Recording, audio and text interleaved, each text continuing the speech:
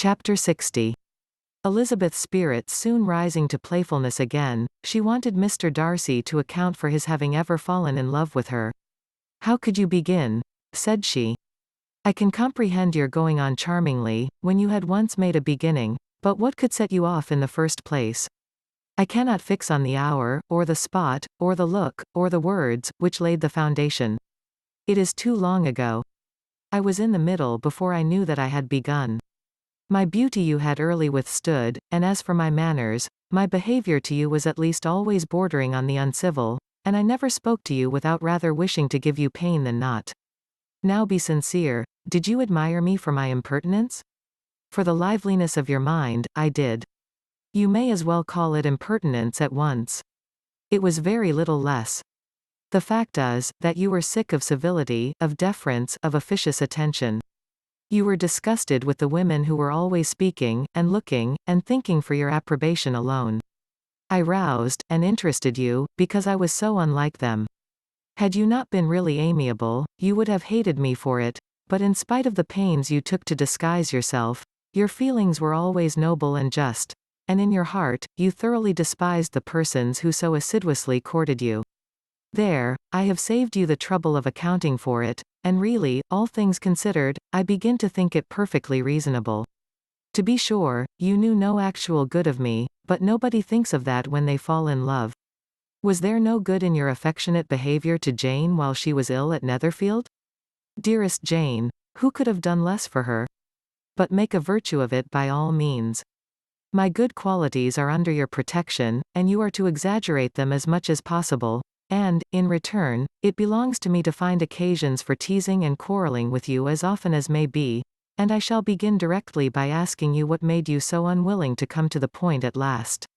What made you so shy of me, when you first called, and afterwards dined here? Why, especially, when you called, did you look as if you did not care about me?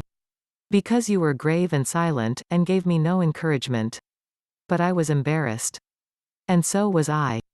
You might have talked to me more when you came to dinner.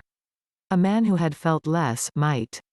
How unlucky that you should have a reasonable answer to give, and that I should be so reasonable as to admit it. But I wonder how long you would have gone on, if you had been left to yourself. I wonder when you would have spoken, if I had not asked you. My resolution of thanking you for your kindness to Lydia had certainly great effect. Too much, I am afraid. For what becomes of the moral, if our comfort springs from a breach of promise? For I ought not to have mentioned the subject. This will never do.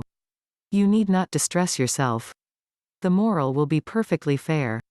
Lady Catherine's unjustifiable endeavours to separate us were the means of removing all my doubts. I am not indebted for my present happiness to your eager desire of expressing your gratitude. I was not in a humour to wait for any opening of yours. My aunt's intelligence had given me hope, and I was determined at once to know everything. Lady Catherine has been of infinite use, which ought to make her happy, for she loves to be of use. But tell me, what did you come down to Netherfield for? Was it merely to ride to Longbourn and be embarrassed? Or had you intended any more serious consequence? My real purpose was to see you, and to judge, if I could, whether I might ever hope to make you love me. My avowed one, or what I avowed to myself, was to see whether your sister were still partial to Bingley, and if she were, to make the confession to him which I have since made. Shall you ever have courage to announce to Lady Catherine what is to befall her? I am more likely to want more time than courage, Elizabeth. But it ought to done, and if you will give me a sheet of paper, it shall be done directly. And if I had not a letter to write myself, I might sit by you and admire the evenness of your writing, as another young lady once did. But I have an aunt, too, who must not be longer neglected. From an unwillingness to confess how much her intimacy with Mr. Darcy had been overrated, Elizabeth had never yet answered Mrs. Gardiner's long letter, but now, having that to communicate which she knew would be most welcome, she was almost ashamed to find that her uncle and aunt had already lost 3 days of happiness, and immediately wrote as follows: I would have thanked you before, my dear aunt, as I ought to have done, for your long, kind, satisfactory detail of particulars, but to say the truth, I was too cross to write. You supposed more than really existed. But now suppose as much as you choose, give a loose rein to your fancy, Indulge your imagination in every possible flight which the subject will afford, and unless you believe me actually married, you cannot greatly err. You must write again very soon, and praise him a great deal more than you did in your last. I thank you, again and again, for not going to the lakes. How could I be so silly as to wish it? Your idea of the ponies is delightful. We will go round the park every day. I am the happiest creature in the world. Perhaps other people have said so before, but not one with such justice.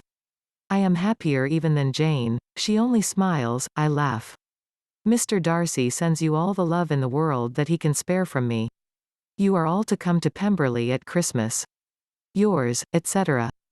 Mr. Darcy's letter to Lady Catherine was in a different style, and still different from either was what Mr. Bennet sent to Mr. Collins, in reply to his last. Dear Sir, I must trouble you once more for congratulations. Elizabeth will soon be the wife of Mr. Darcy. Console Lady Catherine as well as you can. But, if I were you, I would stand by the nephew. He has more to give. Yours sincerely, etc. Miss Bingley's congratulations to her brother, on his approaching marriage, were all that was affectionate and insincere. She wrote even to Jane on the occasion, to express her delight, and repeat all her former professions of regard. Jane was not deceived, but she was affected, and though feeling no reliance on her, could not help writing her a much kinder answer than she knew was deserved.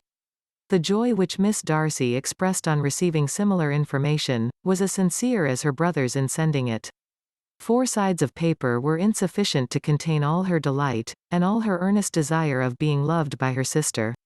Before any answer could arrive from Mr. Collins, or any congratulations to Elizabeth from his wife, the Longbourn family heard that the Collinses were come themselves to Lucas Lodge.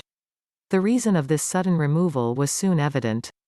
Lady Catherine had been rendered so exceedingly angry by the contents of her nephew's letter, that Charlotte, really rejoicing in the match, was anxious to get away till the storm was blown over. At such a moment, the arrival of her friend was a sincere pleasure to Elizabeth, though in the course of their meetings she must sometimes think the pleasure dearly bought, when she saw Mr. Darcy exposed to all the parading and obsequious civility of her husband. He bore it, however, with admirable calmness. He could even listen to Sir William Lucas, when he complimented him on carrying away the brightest jewel of the country, and expressed his hopes of their all meeting frequently at St. James's, with very decent composure. If he did shrug his shoulders, it was not till Sir William was out of sight. Mrs. Phillips's vulgarity was another, and perhaps a greater, tax on his forbearance, and though Mrs. Phillips, as well as her sister, stood in too much awe of him to speak with the familiarity which Bingley's good humour encouraged, yet, whenever she did speak, she must be vulgar. Nor was her respect for him, though it made her more quiet, at all likely to make her more elegant. Elizabeth did all she could to shield him from the frequent notice of either, and was ever anxious to keep him to herself, and to those of her family with whom he might converse without mortification, and though the uncomfortable feelings arising from all this took from the season of courtship much of its pleasure, it added to the hope of the future, and she looked forward with delight to the time when they should be removed from society so little pleasing to either, to all the comfort and elegance of their family party at Pemberley.